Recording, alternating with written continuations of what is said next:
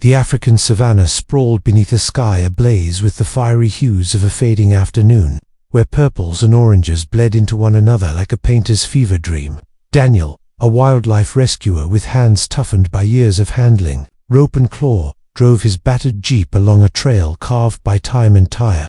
Dust swirled in the warm air, clinging to his sunburned skin, coating the dashboard, and settling into the creases of his worn khaki shirt. The savanna's hum was familiar crickets chirping in rhythmic waves, the distant trill of a lilac-breasted roller, the rustle of acacia branches swaying in the breeze. But a new sound shattered the rhythm, stopping Daniel cold. A wail, sharp and raw, pierced the haze, sinking into his bones like a blade. It wasn't human, nor was it the growl of a predator. It was a cry of pure, desperate anguish. He slammed on the brakes, the jeep skidding on the cracked earth, engine idling with a low growl. Silence followed, heavy and expectant, until the cry came again, fainter, from a dry riverbed to the east. Daniel's pulse quickened. He grabbed his pack crammed with a canteen, bandages, a flashlight, and a radio that worked only when the stars aligned, and leaped from the vehicle. His boots crunched on parched ground as he slid down the riverbank, heart hammering against his ribs. In the center of the riverbed, half shrouded in dust and shadow, stood a baby elephant. She was small, barely reaching his waist, her trunk curled limply, one leg trembling under her weight. Her eyes, wide and glassy with terror, locked onto his, and in them, Daniel saw a plea that twisted something deep in his chest. He crouched, low, keeping his distance. "Easy, little one," he murmured, his voice soft as the wind. He named her Kumi, after the Swahili word for 10. For the tenacious spark flickering in her gaze, despite her frailty. Her right front leg was a mess, swollen, bloodied, a deep gash weeping from where a poacher's snare had bitten into her flesh. Anger flared in Daniel's gut, hot and bitter, but he forced it down. Focus. The sun was sinking fast, painting the sky in streaks of fire, and hyenas yipped in the distance, their calls sharp and hungry, drawn by the scent of blood. Daniel scanned the horizon. No herd, no mother, just Kumi, alone in a world that didn't forgive weakness. Elephants never left their young. Something was wrong, deeply wrong. He edged closer, mimicking the low, soothing rumbles he'd heard from elephant mothers during his years in the field. Kumi's ears twitched, fanning slightly, but she didn't bolt. Her breaths were shallow, her small body swaying with exhaustion. He checked his radio static, as always. No signal out here, no help coming. Just him, Kumi, and the vast, unforgiving wild closing in. The hyenas grew bolder, their laughter echoing closer, a chorus of opportunistic menace. Daniel knew he couldn't leave her here. Not tonight, not ever. He knelt a safe distance away, letting her see him, smell him, her trunk lifting weakly to sniff the air. "You're a fighter," he said, his voice steady, despite the weight settling in his chest. This moment, this cry, was a thread pulling him into something larger than himself, something that would mark him forever. He didn't know it yet, but Kumi's cry had already changed the course of his life. Daniel moved with the deliberate patience of a man who'd spent a decade earning the trust of wild creatures. Kumi's ears flared wide, her trunk twitching nervously as he inched closer, his voice a low, steady hum. "Easy, girl. I'm not here to hurt you." Her injured leg was gruesome, raw, swollen, the gash from the poacher's snare deep and festering with the threat of infection. The sight of it twisted Daniel's stomach, a familiar mix of guilt for humanity's cruelty and fury at the men who'd set the trap. Poachers, the word burned in his mind, conjuring images of dismantled snares, bloodied animals, and nights spent wondering if he'd ever do enough to balance the scales. He poured water from his canteen, letting it trickle onto the ground near Kumi. Her trunk brushed the stream, hesitant at first, then drank greedily, her small body trembling with the effort. Hours passed as Daniel sat cross-legged in the dust, letting her grow accustomed to his scent, his voice, his presence. The sun sank below the horizon, the air cooling, and the hyenas' calls grew sharper, their eyes glinting like malevolent stars in the twilight. Time was slipping away, and Kumi was too weak to stand much longer. Finally, she let him approach. He reached out, fingers brushing her leg, gentle but sure. The wound was worse, up close, jagged, crusted with dirt, and hot to the touch. "You're tougher than you look," he said, a faint smile breaking through his worry. He worked quickly, cleaning the wound with water, applying antiseptic from his pack. Kumi flinched but didn't pull away, her eyes fixed on him. A mix of fear and something softer, something like trust. Lifting her was a risk. She weighed at least 200 pounds, and Daniel's back ached from years of hauling equipment and injured animals. But the hyenas were closing in, their silhouettes darting through the brush. He wrapped his arms around Kumi, her warmth surprising him, and staggered to his truck, parked 100 yards away. She squirmed, trumpeting softly, a sound that was half protest, half relief. He settled her in the back, padding the floor with blankets, and climbed into the driver's seat. The engine coughed to life, a reluctant growl, and he drove toward his outpost, a cluster of tents and a shed in the savannah's heart. As he glanced at Kumi in the rearview mirror, her eyes caught his ancient, trusting, and heavy with a story he couldn't yet read. A weight settled on his shoulders, not just her physical mass, but a promise he hadn't spoken aloud. He'd saved animals before, zebras with broken legs, an antelope caught in wire, even a lion cub, but Kumi was different. Her gaze held a depth that demanded he see this through. The road stretched into the dark, and Daniel drove on, unaware of the shadows already trailing them, their massive forms silent in the night. The outpost was a fragile canvas tents, a corrugated shed, and a rickety wooden fence that swayed in the wind. Daniel carried Kumi inside, her weight straining his muscles, her warmth seeping into his chest. He laid her on a bed of straw in the shed, her cries softer now, but no less heart-wrenching. Her leg needed urgent care, cleaning, antibiotics, and time he wasn't sure they had. He worked through the night, sterilizing the wound with alcohol, stitching it with trembling hands, and wrapping it in clean bandages. Kumi watched him, her eyes flickering between fear and curiosity, her trunk brushing his arm as if testing his intentions. Days blurred into a rhythm of care. He fed her milk from a giant bottle, coaxed her to nibble soft grasses, and sang to her when she woke crying in the dark. Her trumpets were weak, but growing stronger, what he called dream songs, after a Maasai elder's term for an elephant's call to its family. But no family came. Kumi was alone, disoriented, her small body carrying a grief Daniel could feel in his bones. He sat with her at night, watching her sleep, wondering what had torn her from her herd.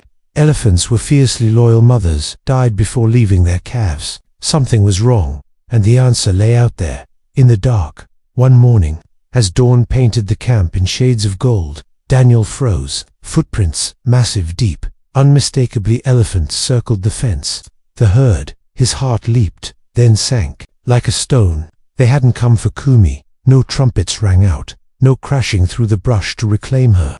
Just tracks, silent and deliberate, pressed into the earth like a warning. He checked on Kumi, who was pacing her enclosure, ears flapping, nervously, her trunk lifted, as if searching for a scent. "They know you're here," he whispered, stroking her trunk. The tracks appeared again the next morning, and the next, each set closer, some so fresh he could smell the musky odor of elephant. At night, he heard distant rumbles, low and resonant, vibrating through the ground like a heartbeat. The herd was out there, watching, waiting. But for what? Daniel's relief turned to dread. They weren't coming to take Kumi back. They were watching him, judging him. The air grew thick with their unseen presence, and he felt the weight of their eyes. Heavy as the coming storm, the coming storm. Tension coiled around the outpost like a living thing, tightening with each passing day. Every morning Daniel found fresh footprints, some so close to the fence he could trace their edges with his fingers. The musky scent of elephant lingered in the air, sharp and primal. Kumi grew restless, pacing her enclosure, her trumpets, sharp and unanswered, echoing into the night. At night, the herd's rumbles shook the earth, a language Daniel couldn't decipher, but felt in his chest. He was no longer alone, but he felt like prey, exposed under their invisible gaze. He tried to focus on Kumi's recovery. Her leg was healing, the swelling down, the stitches holding. He changed her bandages daily, coaxing her to eat mashed fruit and soft grasses. But her spirit was fraying. She'd stare into the darkness, trumpeting for a family that didn't respond. Daniel's own sleep fractured, haunted by the herd's presence. Were they angry? Did they blame him for Kumi's absence? He began to doubt himself, his purpose here, the years he'd spent trying to mend what humans had broken. One moonless night, he saw her, the matriarch. She stood just beyond the fence, her massive form a shadow against the starlit sky. Her eyes gleamed, unblinking, boring into him like twin moons. She was ancient, her tusks chipped from battles long past, her hide scarred with the story of her survival. She didn't move, didn't trumpet, just stared. Kumi whimpered behind him, her small body pressed against the shed wall, but the gaze stayed on Daniel, heavy and unyielding. He took a step forward, hands raised to show he meant no harm. "She's safe," he called, his voice soft but firm. The matriarch's trunk curled, and she let out a low rumble that vibrated through his chest, shaking the ground beneath his feet. It wasn't a greeting, it was a warning, deep and primal, a sound that spoke of distrust and memory. She turned and melted into the dark, leaving Daniel with a racing heart and a question that gnawed at him. What did she want from him? Why wouldn't they take Kumi back? The matriarch returned the next night, this time with others. Shadows moved beyond the fence. 6, maybe 7 elephants, their forms indistinct but massive, their presence a weight on the air. They didn't approach, didn't call to Kumi, they just watched, their silence louder than any roar. Daniel's hands shook as he checked Kumi's bandages, her small body trembling under his touch. She was agitated, trumpeting shrilly, her eyes fixed on the herd, searching for something they wouldn't give. He tried to bridge the gap. "She's safe," he called, stepping toward the fence, his voice steady, despite the fear clawing at his chest. The matriarch's rumble stopped him cold, deep and guttural, vibrating through the earth like a warning carved in stone. Kumi panicked, stumbling into the shed wall, her trumpet sharp with fear. Daniel backed away, his heart pounding. He was missing something, some piece of their story, some reason they stood at a distance, watching but not claiming. Morning brought a grim answer. Near the fence, caught in the splintered wood, was a shredded shirt, blood-stained, cheap fabric, with a logo from a nearby town, a poacher's. Daniel's stomach dropped, the realization hitting like a blow. The herd had reason to distrust humans, risen, to see him as a threat, a thief of their kin. He buried the shirt in the dirt, his hands shaking, but the weight of their gaze grew heavier, pressing down on him like the sky before a storm. Kumi's health faltered. She ate less, her trumpets weaker, her eyes dull with a grief Daniel couldn't touch. The herd wasn't just protective, they were judging him, weighing his actions against a history of human betrayal. Time was running out, and Daniel felt the gap between their worlds widening, a chasm he didn't know how to cross. A storm rolled across the savannah, dark and furious, its thunder shaking the outpost like a warning from the earth itself. Rain lashed the canvas tents, turning the ground to mud, and wind howled through the acacias, bending their branches until they snapped. Inside the shed, Kumi huddled against the straw, her small body trembling, her trumpets sharp with fear. Daniel knelt beside her, his clothes soaked, his hands steady as he checked her bandages.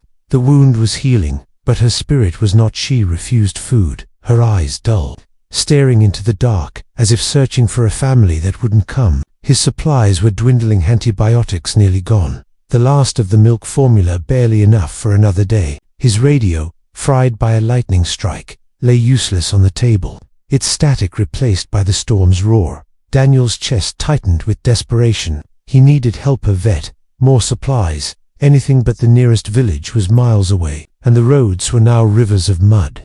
At dawn, he made a decision. He grabbed his pack, a flashlight, and a machete to clear a path, determined to find a signal or a ranger. The storm still raged, rain stinging his face as he stepped outside. He reached the jeep, keys in hand, when a shadow loomed through the downpour.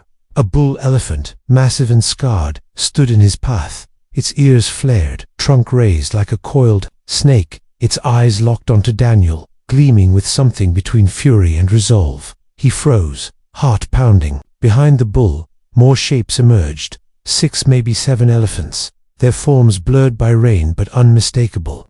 The herd, closing in, no escape.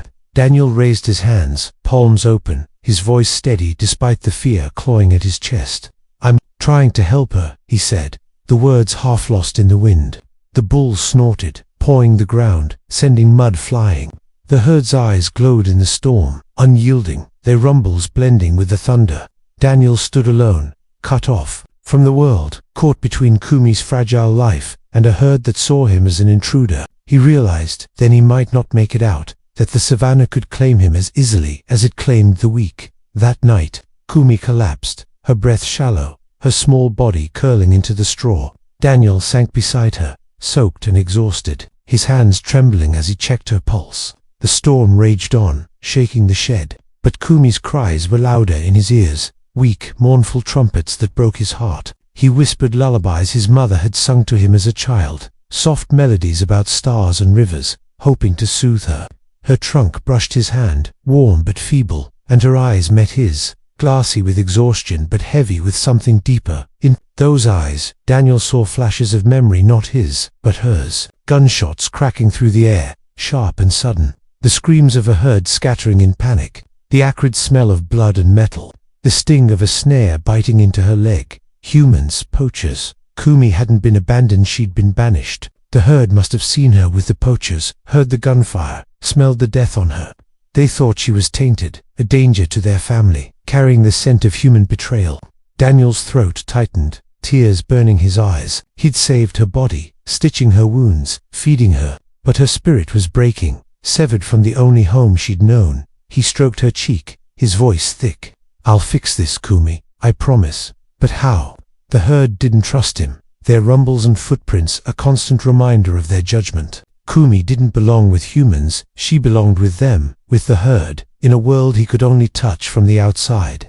The storm raged on, lightning illuminating the shed in stark flashes, and Daniel felt time slipping away. If he couldn't bridge the gap between their worlds, Kumi would fade, her spark extinguished not by her wounds but by her loneliness. Desperation sparked a plan, fragile but born of hope. Daniel began building a trail of scent to draw the herd closer, to show them Kumi was still theirs. He gathered her blanket, stiff with her scent, and laid it outside the fence. He added her water bucket, its rim worn from her trunk, and scattered bits of sugarcane she loved, their sweet aroma cutting through the rain-soaked air. Each night, he extended the trail, trudging through mud, his hands shaking in the cold, placing items farther from the camp toward the spot where the matriarch had first appeared. He worked in silence, the storm's roar his only companion, praying the herd would understand. On the fourth night, they came, shadows at first, moving through the drizzle, then the matriarch, her massive form solidifying under the faint moonlight. Her eyes were softer but still wary, her trunk sniffing the air. Kumi, stronger now, limped toward the fence, her trumpet small but hopeful. The herd rumbled, low and uncertain, their bodies shifting in the dark. Daniel held his breath, standing back, his heart pounding with fragile hope. The trail had worked, they were closer than they'd ever been. Then a young bull charged, ears flapping, trunk raised, his bellow cutting through the night. Kumi froze, her ears pinned back in fear. Daniel acted on instinct, throwing himself between her and the bull, arms wide, his voice cracking as he shouted, "Stop!" The bull slowed, snorting, his eyes wild but hesitating. The herd watched, silent, their breaths heavy in the damp air.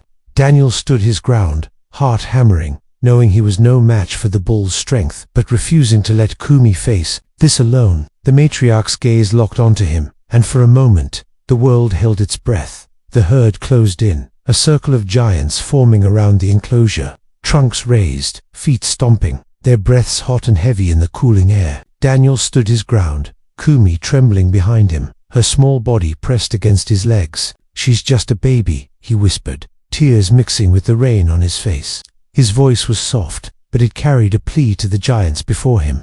The matriarch stepped forward, her presence overwhelming, her scarred hide gleaming in the faint light. Her trunk grazed Daniel's shoulder, gentle but firm, and he felt the weight of her judgment, heavy as the earth itself. She turned to Kumi, sniffing her trunk lingering over the calf's bandaged leg, her ears, her trembling form. Kumi's trumpet was small, hopeful, a sound that seemed to hang in the air.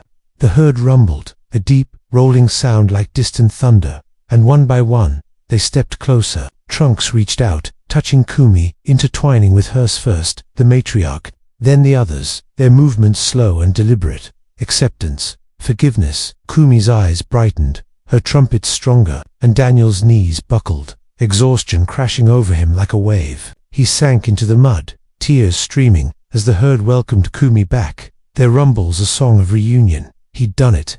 Against the storm, the distrust, the weight of their history, he'd bridged the gap. But as he collapsed, his strength drained, the world blurred, and he felt the savannah's pulse beneath him, as if it too had been holding its breath. Weeks later, the savannah was quiet, the storm long gone, leaving the air crisp and the grasses green with new growth. Daniel stood on a low hill, his binoculars pressed to his eyes, watching the herd move across the plain. Kumi was among them, her limp nearly gone, her trumpet strong and clear, blending with the herd's low rumbles. She was home, woven back into the family that had once turned away. Daniel's chest ached, a tangle of pride, loss, and something deeper, something he couldn't name but felt in every fiber of his being.